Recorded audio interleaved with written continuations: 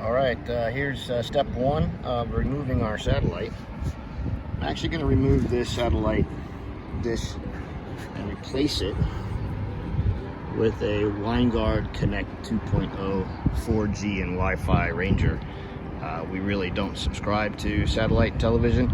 We stream with our 4G Ranger, so this guy's going to get replaced with that. A little bit lower profile, a lot more better use for us. So the satellite dish came off very easily. 4 screws had it down, and I got lucky. I'm actually going to be able to mount the Winegard reusing 1 screw hole, which will be perfectly centered for the Winegard right here.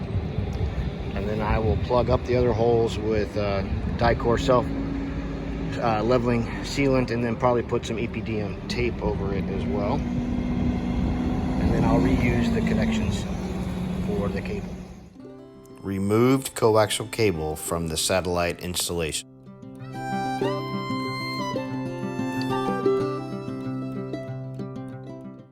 Making pigtails for power. Plan the work, work the plan. Alright, so we have a successful functional test. Before I button all this back up, I did take a stab at sort of cleaning this up a little bit in the rat's nest. Removed 3 different coaxial cables because the dealership who installed the satellite originally with the first owner decided not to use the roof jack for satellite and run it through the end cap and create a whole bunch of extra coaxial with a switch box. But it worked out in my advantage because I needed to get power to this Winegard 2.0 Connect anyway. So what I've done is I've tapped into the power that originally was for the Winegard amplified antenna and cable router, and basically tapped off of that, and I've got my Winegard Connect 2.0, which is the cellular and Wi-Fi Ranger. Basically got it powered as a splice off of this so that I can power it independently as well as the antenna independently, and I still have cable function. I've yet to use cable in this motorhome, don't know if I ever will, but I wanted to keep that function alive. So ready to go, and now that I've got this functional test done and everything's working good, all I have to do is button this back up a little bit, and I'm going to mount this power switch for the Winegard Connect 2.0 in this cabinet along with some of the other electronics.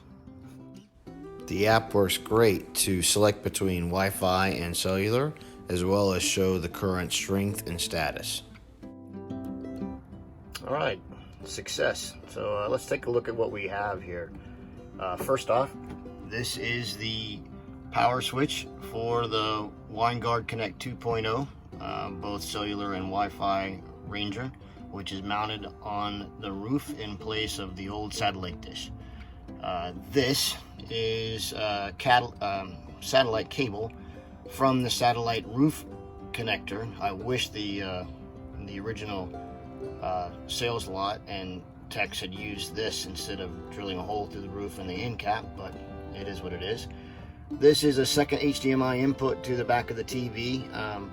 It is being used for our Amazon Fire Box for streaming. The primary HDMI comes from the original AM/FM, DVD, CD player, Bluetooth stereo system.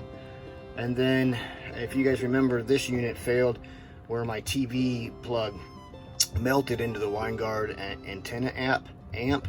So when I replaced it, I decided to keep this splitter so that, one, I have a spare 12-volt jack here, but also if the TV melts again, which I spliced in a new power connector for it, it's going to fail and melt into something like this that's easy to replace versus the Winegard, which has to be ordered.